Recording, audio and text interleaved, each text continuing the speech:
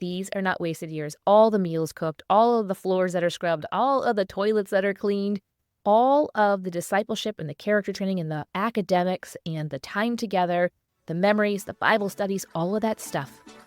It's not wasted.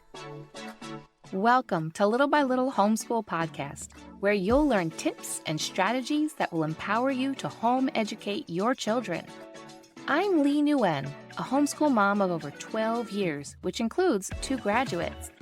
When I started homeschooling, I was pretty much on my own and was desperate for encouragement and help. My mission is to be a source of encouragement and help to you. Whether you are just beginning your homeschool journey or you're deep into the homeschool lifestyle, Little by Little Homeschool wants to help you stay the course because all the time you are investing into your children is completely worth it. If you're ready to take your homeschool to new levels, keep listening. This episode is going to be a little bit like picture myself at the age that I am right now. And hold on, I have something to tell you at the end of this episode. Don't leave before then. That has to do with that. But picture myself right now speaking to my younger self, my self of starting homeschool. I guess it would have been about 15 years ago that began to make that shift in my mind to do that. And so this is me having a conversation with myself. But guess what? It's also me having a conversation with you. And it is the best advice that I have for you, the homeschool mom that is just, you're in the thick of the home education years. I know how it is. There's just so much and so many questions. So this is going to be my best advice that I want you to listen to and I want you to hold on to and to come back to over and over again when you feel like you're not quite sure that you can actually do this and continue on with the homeschool. So this is me speaking to my younger self, and I'm going to tell you why later in this episode. So why would I need to speak to my younger self? Why do I wish that I knew this? Because when I was in the trenches, I was overwhelmed in the trenches. I was drowning at times in the trenches, wondering, is this worth it? Can I do this? Why am I putting myself through this day in and day out? Do you have some of those questions for yourself too?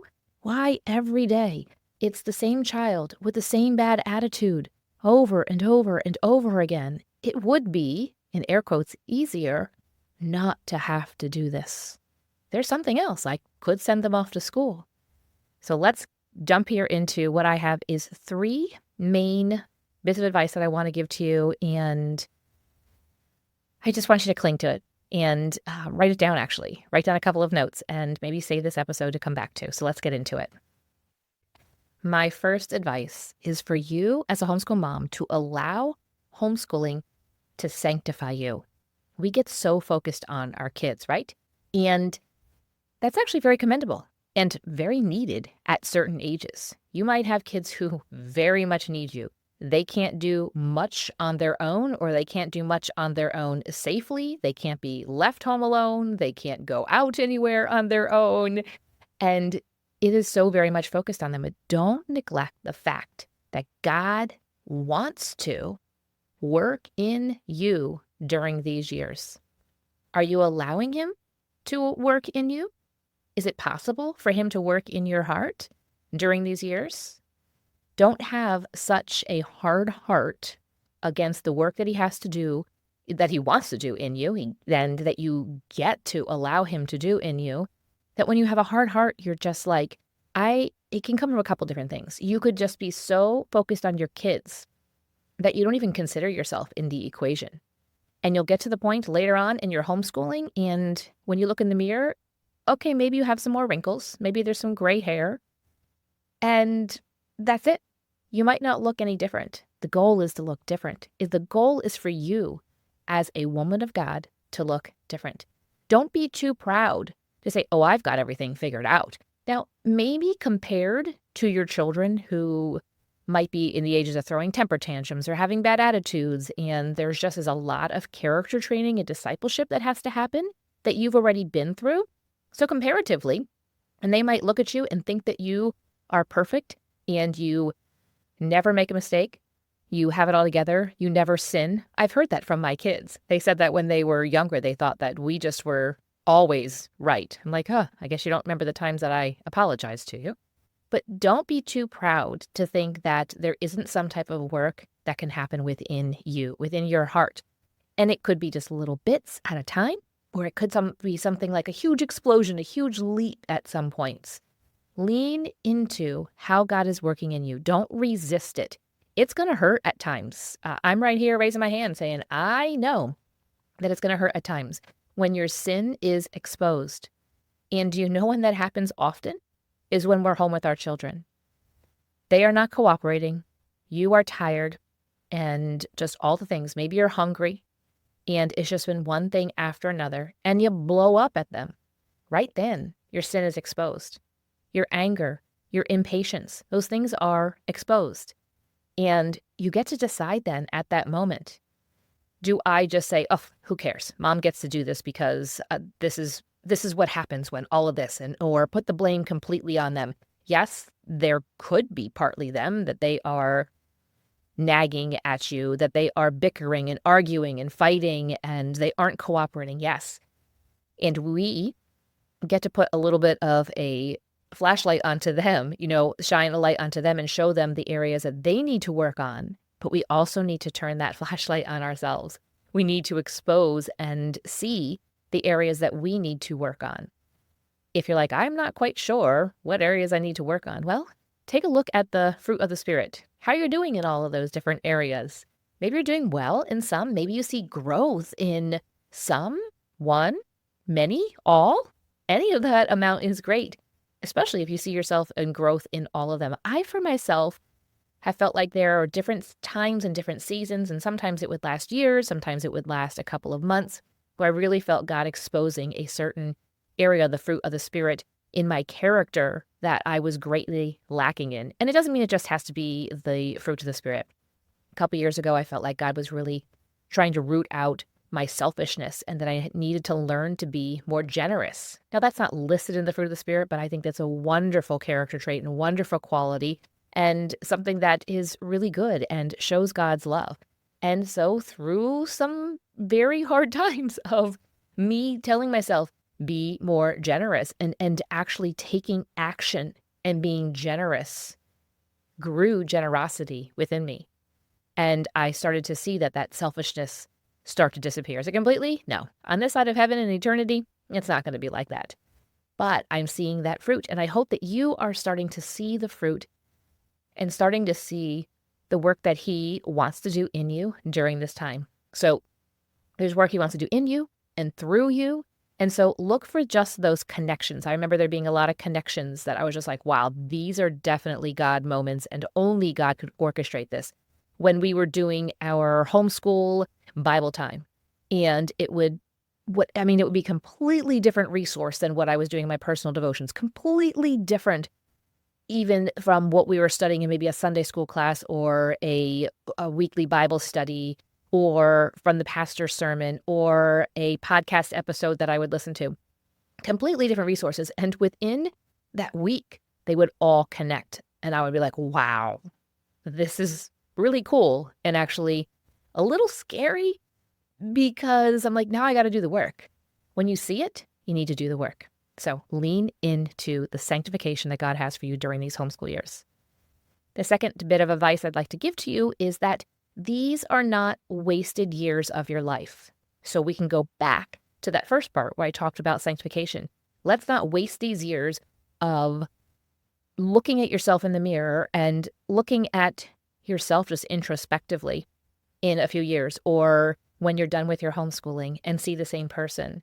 So it's the sanctification, but a whole lot more. You are not wasting your time by wiping bums, by singing lullaby songs and reading Goodnight Moon for the 10th time just tonight in order to get a child to wind down.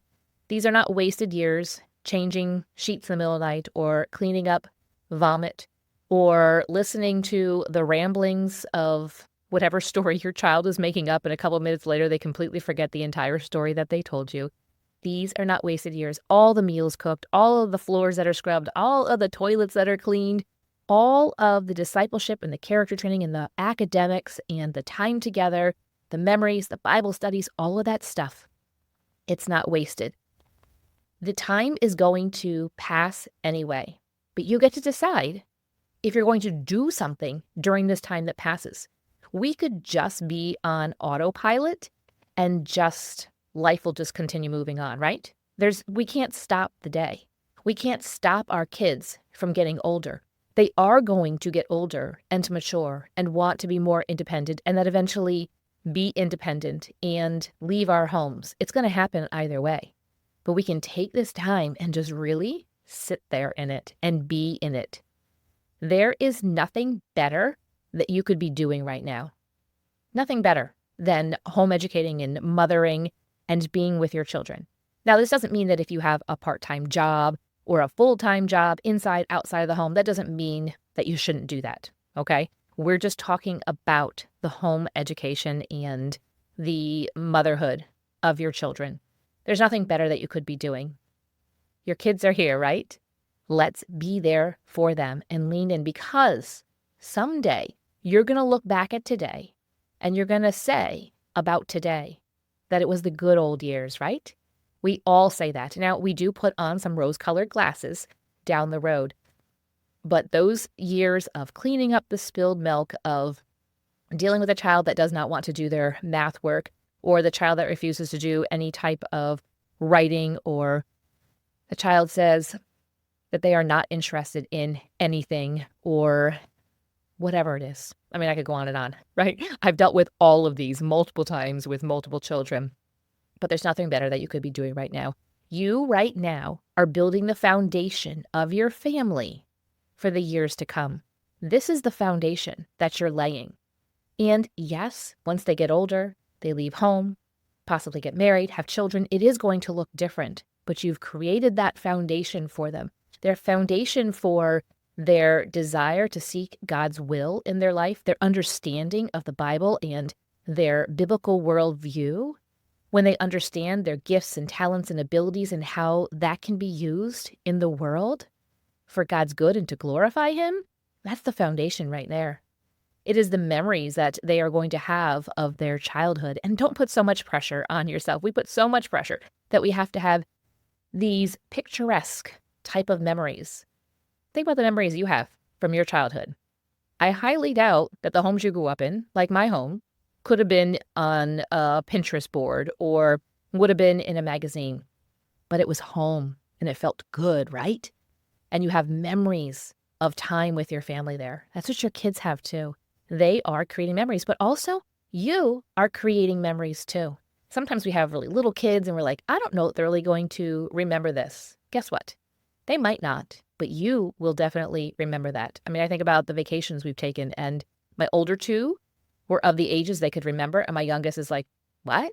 We went to Williamsburg, Virginia? I'm like, oh my goodness, we spent a whole week. I have all these pictures and everything, and he remembers none of it. But that's okay. My older two children do, but even if they didn't, I have those memories. And my husband has those memories. And we went with my parents, and my parents have those memories. There is so much fruit that is going to come from these years in all the years to come. And so just ask any mom who has children that have left home, whether they have homeschooled or not. They're going to say, no, you are building that foundation and all of that fruit will come.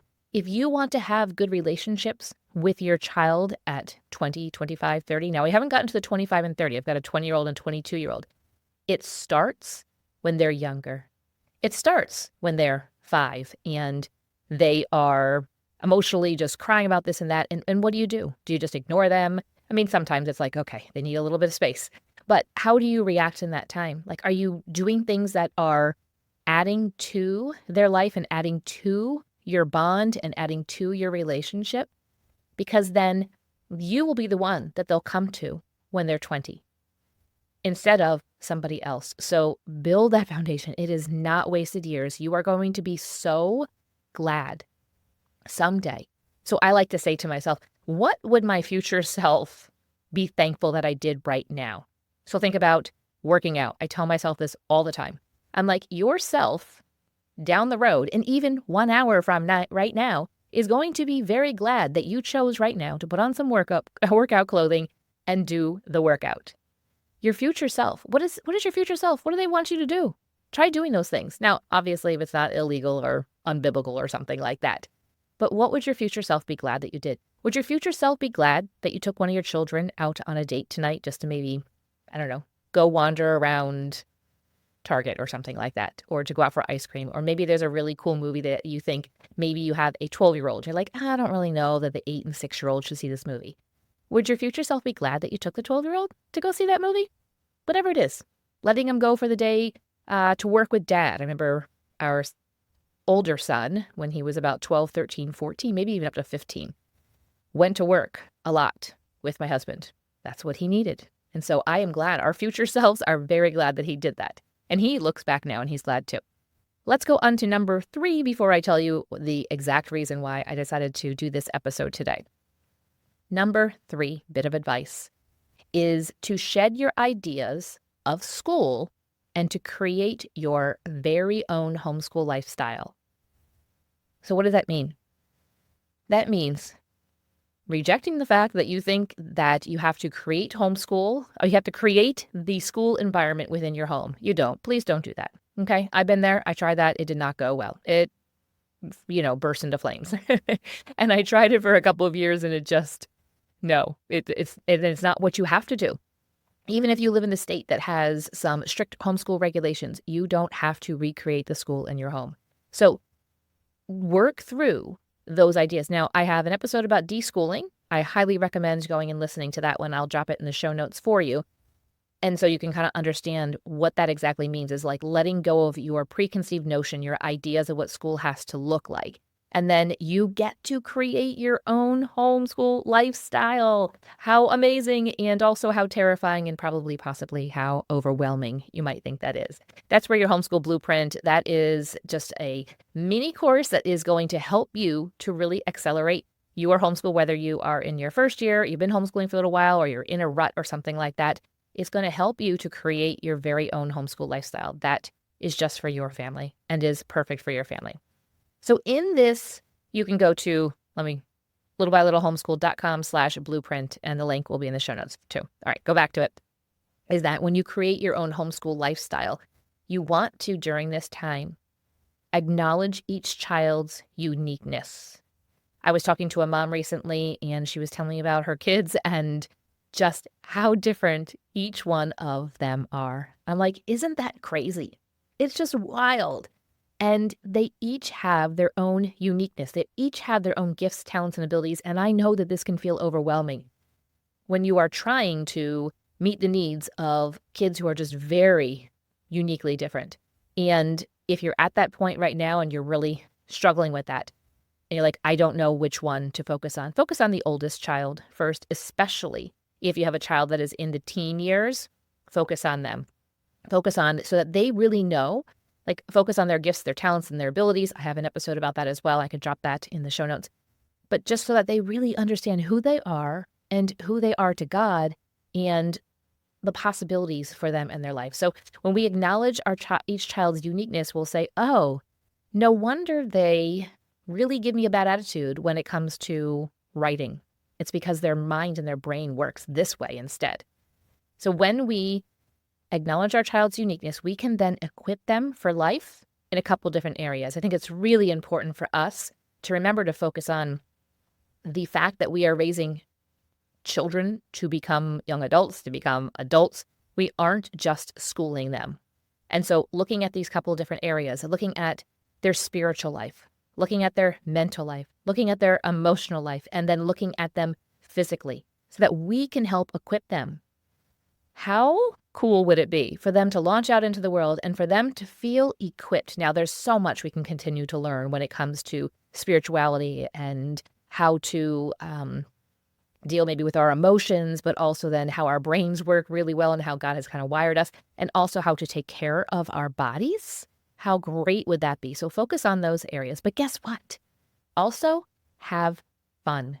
Do not become a drill sergeant. Do not become I'm trying to think, I don't even remember her name, Mrs. or Ms. probably Trunchbull, was that it? From Matilda. I don't know if you read that book or watched the movie, but don't be like her, okay? Let's not be a Ms. Trunchbull or Miss, one of those. Don't be her. Have fun with your kids. Yes, there's times to be serious, but also just show them that they are enjoyed and they are loved. And that will also then help build upon that foundation that I mentioned in piece of advice number 2.